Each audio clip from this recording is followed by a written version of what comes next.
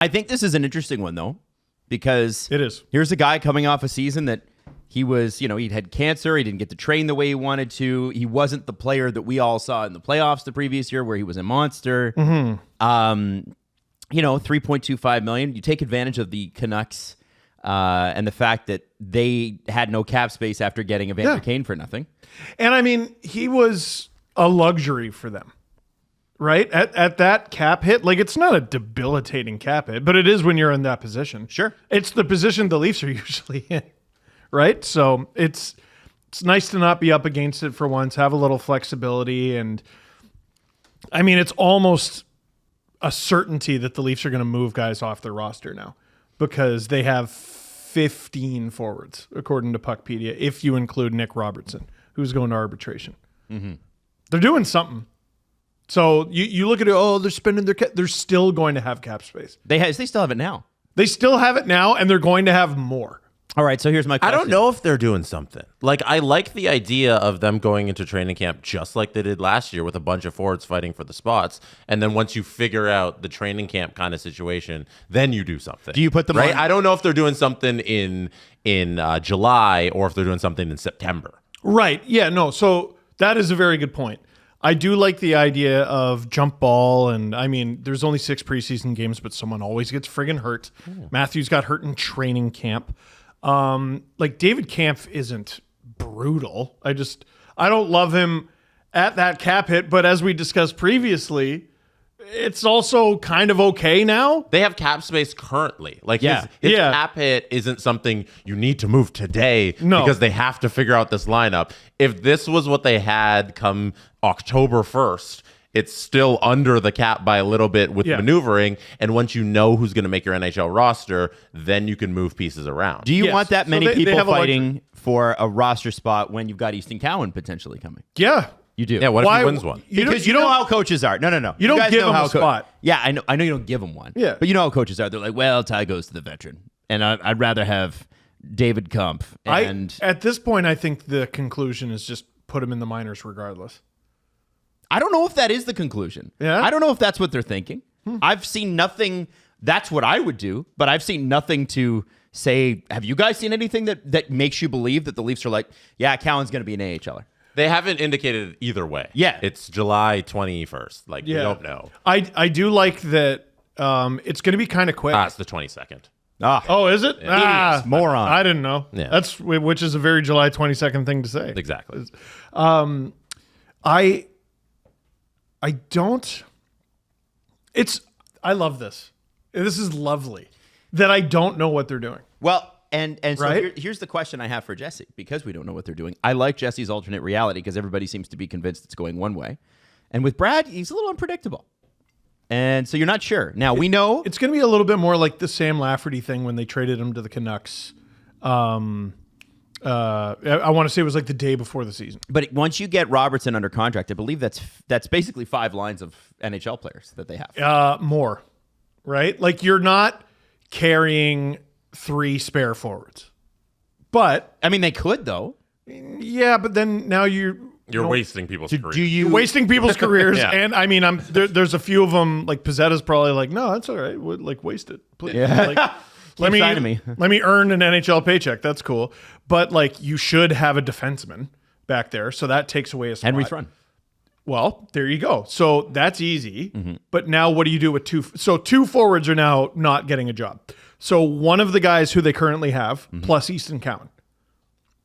Right? And now you're leaving no wiggle room for like Gruel, Boyd, and people are going to roll their eyes. But, those guys signed a contract with the Leafs probably because it's good AHL money, but also there's a decent chance they'll play.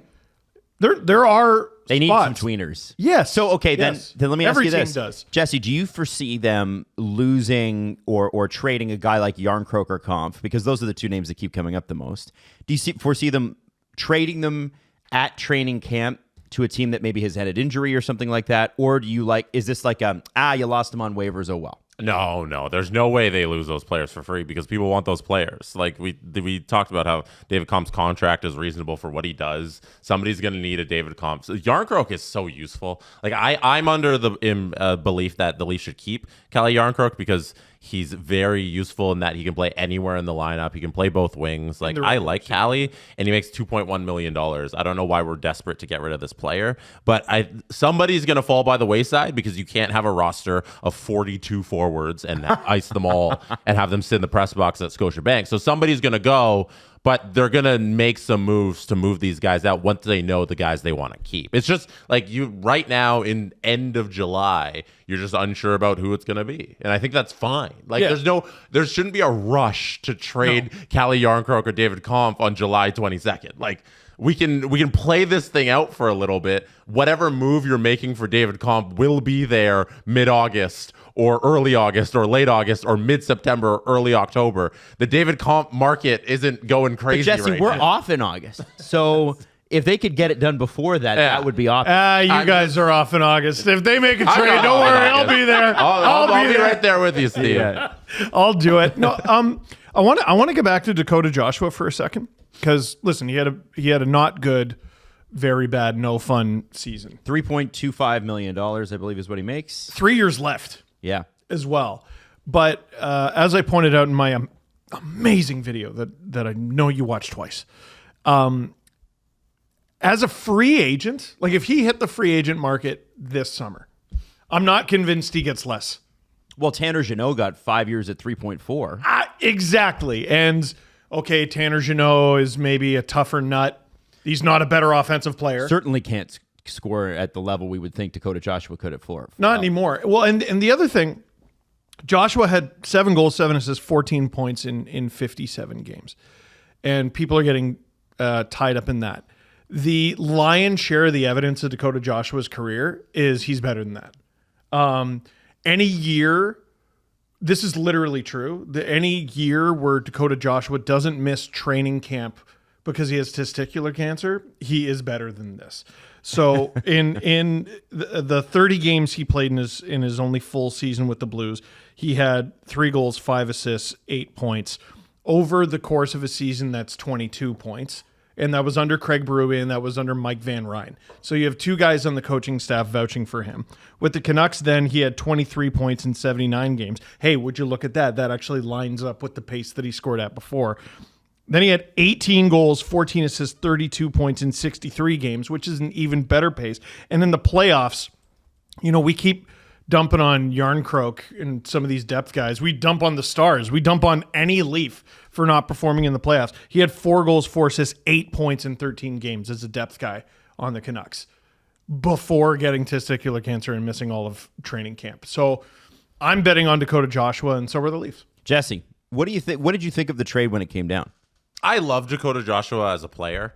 I fell in love with him initially in that when the Leafs drafted him 24 season because I had him in fantasy. Fantasy is so clutch for learning about the bottom feeders around the league because you find guys who fill out different parts of your fantasy roster. Like I needed a guy for hits that season. I remember how it was going. And Dakota Joshua, just every night, every time he played, I'd be like, oh, I got 4 hits. Oh, I got 5 hits that night. Yep. So I was like, oh, I got to catch up more on Dakota Joshua. And you start falling in love with his play style. You see he's contributing in the playoffs and things come around for Vancouver. So I became a Dakota Joshua fan. Last year was such a tragic standpoint from his career perspective where cancer derails it for an entire season. So like I don't know how much you can take away from a year where you have that much turmoil in your personal life. Yeah. So, well, and you're on with respect, the Canucks, who had a good season, biggest tire fire outside of New York, where they traded their tire fire too. It was like Kevin Lankinen, Quinn Hughes, and nobody had a good season. Yeah, it was like the mess. Even Quinn Hughes got hurt. Yeah, like true. I don't know that he was did. hurt basically the entire season. Hughes was playing through stuff. So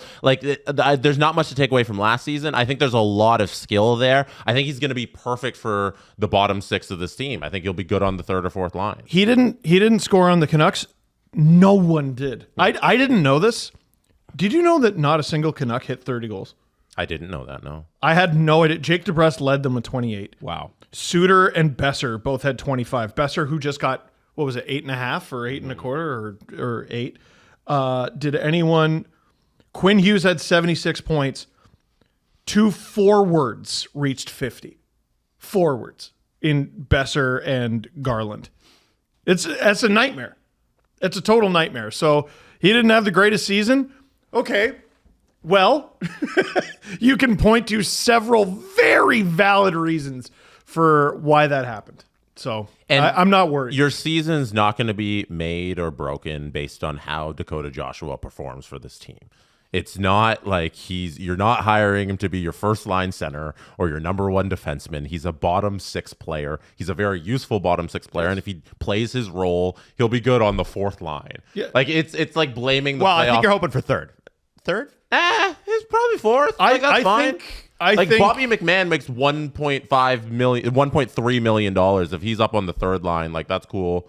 I kind of compare the two. Like, McMahon is probably, he is a better scorer. He's a faster player. Joshua's meaner, and he forechecks better, and that's something McMahon got better at as the playoffs went. But I was still like, there's something missing here. Like, I don't know if he's providing them exactly what they need. But Joshua's that weird kind of player where there's a lot of nights I could see him playing fourth. There's a lot of nights I could see him playing third. Mm-hmm. And in spot work, I could see him playing in the top six, honestly. I think if he's in your top six, you're stretching a little. Yeah. I think it's an 82 game season. The reason I bring up the money and like McMahon making 1.3 on to play on the third or fourth line is because like we need to remove ourselves from these salary cap hits of these players as the salary cap's going up. Like Domi making 3.75 and you might be on the first line for a little bit. It's like fine. You don't need to associate the cap hit as much with these Toronto Maple Leafs because we're free from the Marner Tavares era where every penny counts and you can't have that much on the bottom there. And now it's just kind of this is the range of your bottom six players, the third or fourth line. I'm okay with that. It's interesting seeing how they're operating this summer, and to me it just confirms that all those tweets being like, oh, well, they took Marner's money and they used it on this guy and this guy and this guy. And which is better? Marner. Like, clearly Marner. Obviously Marner. Yeah, there's a lot of people taking... It was like Pizzetta, Joshua... Pizzetta's so bad faith. Like, what are we doing? Yeah, people are like, do you think the Leafs are better? Because this group scored 63 points last year and Marner had 100. And it's like, I don't think that's exactly what they're doing. No, you get to operate like a normal hockey team now. Like we've talked a lot over the years, and sort of as a throwaway, and like we should maybe revisit it and explain it a little bit more with Brandon Pridham. Like I think he's done such a good job as Leafs assistant GM and their capologist. But really, what he's doing is the marching orders of the team. Sort of like Wes Clark, who's a guy who I think is pretty good at his job, even though the Leafs draft record under him was a little up, a little down. He identified the players that the team told him to identify. Yep. We want this type of player, that type of player, that type of player. And he left us with the parting gift of Matthew Nyes. Bless you forever for doing that. But the Leafs have, they manage their cap where... on opening day, they have like $1 or $0 or whatever. And that way they can maximize LTIR. And they talked about, should we or shouldn't we operate in LTIR? And does that make sense? And every year they were sort of set up where if one thing goes wrong, you're fucked. Mm-hmm. Like, okay, opening day, this roster, if it stays this way for several months, we're going to be in good shape. That never works that way. No. Someone's hurt. Guys are obviously playing hurt because they can't even afford to make this trade or call this guy up. It's brutal, right? So now they're looking around the league and they're like, oh, we can get a player like Dakota Joshua for a 4th round pick. All right, let's do it. Mm-hmm. And, people are, I think, looking at the cap hits like it's last season. It's not last season for 2 very large reasons. Number one, the Marner and Tavares cap hits are completely different. One of them's completely gone. And the cap went up. Yep. You're all right. You're all right. You're talking about taking what essentially would have amounted to, because Marner was at 11 and John was at 11. Yeah. John literally 11, Marner almost 11. Junior number, whatever. So you're taking $22 million and you're taking it down to 4.39 or whatever, for that. And yes. and so I just, this is a cursory look, and this isn't exactly a fair comparison, but if you compare what the Leafs had, it's not about the top 3 or 4 guys. because they seem to be right on par with everybody else in that. It's about the damn team. It's about the whole team. So, like, for instance, I'm just going to give you a glance here. 10 Winnipeg Jets scored over 30 points last year. Right. Actually 11 because of Ehlers, okay? Right. And he's not listed on their roster anymore. The Leafs only had 8 of them, and Scott Laughton is one of them, so he doesn't count. So it's actually... but it's with Marner in there. It's back to, yeah. No. So Laughton scores no points, even though so much evidence from throughout his career is that he does actually score. Yeah. I choose to shit my pants and say no. The Florida Panthers didn't even have the best regular season. They had 12 guys that scored over 30 points. Mm-hmm. And it's not... I just think with Leaf fans, we got really... I think we got to acknowledge the conditioning we've had. Of, well, we need the best guys to be the best guys, and everybody else, you chip in once in a while. Depth scoring, like beyond Bobby McMahon, once you get past that top 6, outside of Bobby and Nick Robertson with 14 goals, there was nothing. It was Robertson crickets, barely man. even counts. Like, he's not an everyday player. And he doesn't play in the playoffs most of the time. Right? Like, he wasn't an everyday player, so I don't even really count him, because if he's not on your team when it matters the most, then what are we doing here? So, okay, yeah, you had 7 guys. Really, you had 6, right? And I talked about this. I don't remember which video it was. I think it was in my roster breakdown video, and then the Leafs made 2 trades immediately. Jerks. The Leafs last year had 7 guys get 10 or more goals, and Robertson was one of them. So you could argue it's 6. The Berube Blues that won the Cup in 2019 had 13. 13 guys. Panthers had 11 last season. You need production from throughout the lineup. And I'm just looking at the Winnipeg Jets. They had 10 guys that did it. Actually, 11 because of our good friend Nikolai Ehlers. This is part of the reason why maybe we took Marner for granted and take some of the other guys from the core 4 for granted, because they score 100 points and we're like, yeah, you have to, or we're boned. Yeah. That's what the money's for.